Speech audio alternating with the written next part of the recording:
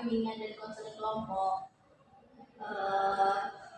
Biar kita nambah akrab dan gak canggung, Ibu perkenalkan diri terlebih dahulu. Nama Ibu Aditya Lala Latifah. Nah, kemudian kemarin Ibu sudah mencatat nama-nama kalian. Ibu absen saja.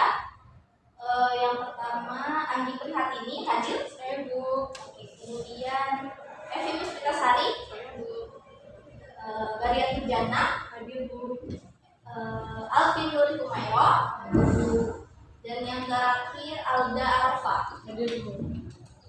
Oke, jadi kenapa kalian Ibu panggil ke ruangan ini? Karena hari ini Ibu akan memberikan bimbingan dan konseling mengenai motivasi belajar kepada kalian. Jadi apa sih bimbingan dan konseling kelompok itu? Bimbingan dan konseling kelompok itu adalah dinamika pemberian bimbingan atau bantuan kepada peserta didik melalui kelompok. Nah, dalam hal ini tujuan kita melakukan bimbingan dan konseling adalah agar kalian semua yang di sini dapat memahami dan menerapkan konsep belajar yang baik dan benar dalam belajar sehingga dapat membangkitkan motivasi belajar. Nah, pada kesempatan kali ini kita akan menggunakan teknik diskusi kelompok dan juga menonton sinema edukasi. Nanti Ibu akan perlihatkan kepada kalian sinema edukasi berdurasi sekitar 4 menit. Nanti Ibu mau kalian menonton video tersebut dan menyimpulkan apa yang kalian dapatkan dari video itu. Oke, bimbingannya kita mulai. Silakan.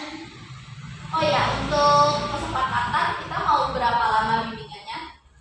15 menit. Oke, jadi kita 15 menit saja ya. Silakan. Kelihatan? Kelihatan.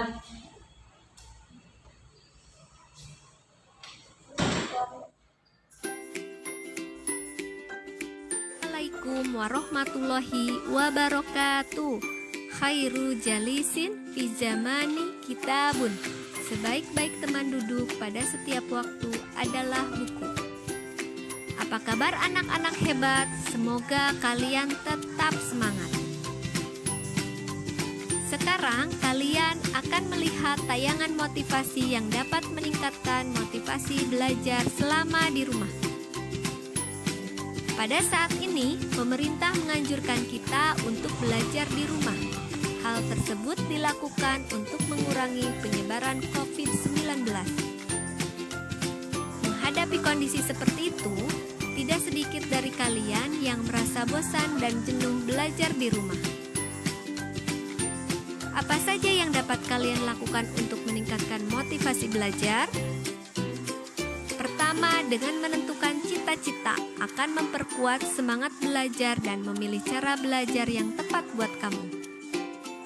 Resiko dan hadiah yang ditentukan sendiri akan menambah keinginan untuk belajar. Pada akhirnya, keinginan belajar lama-kelamaan akan berubah menjadi suatu kebutuhan. Resiko yang kamu tentukan harus dapat dilakukan. Misalnya, jika kalian tidak belajar, maka tidak bermain gadget, tidak menonton televisi, tidak bermain bersama adik atau kakak. Begitupun hadiah yang kamu tentukan harus dapat menambah semangat belajar kalian. Misalnya, ketika kamu belajar, maka boleh bermain bersama, bisa membeli buku baru, bisa menonton televisi. Dengan mengukur kemampuan dalam belajar, kamu dapat menyesuaikan cara belajar serta durasi yang tepat, sehingga ketika kamu belajar tidak akan mudah bosan dan kehilangan semangat. Sebelum belajar, siapkan kondisi fisik dalam kondisi prima. Selalu menjaga kesehatan dengan rutin berolahraga, makan teratur, istirahat cukup, dan jangan begadang. Adalah hal yang dapat dilakukan untuk menjaga kesehatan. Ketika belajar, pastikan perasaan kita nyaman. Belajar dalam keadaan terpaksa akan membuat belajar terasa melelahkan, dan cepat bosan. Sebelum belajar, persiapkan lingkungan belajar yang nyaman. Bersihkan tempat belajar, hindari tempat belajar yang banyak gangguan. Setiap orang memiliki kondisi yang dapat berubah karena proses interaksi dengan lingkungan. Di antaranya, perhatian, ingatan, dan kemampuan berpikir. Kondisi-kondisi tersebut sangat penting dalam meningkatkan kemampuan dan motivasi belajar.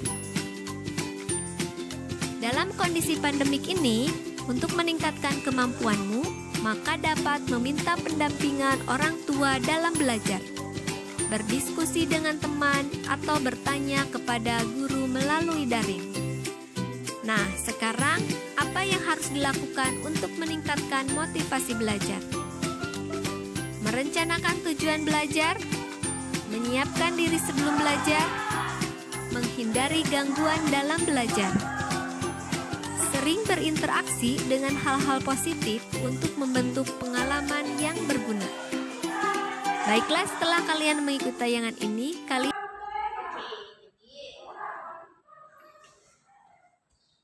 Lihat kan videonya? Jadi ibu mau salah satu menjelaskan apa sih yang kalian dapat dari video yang kalian tonton tadi. Kira-kira siapa yang mau?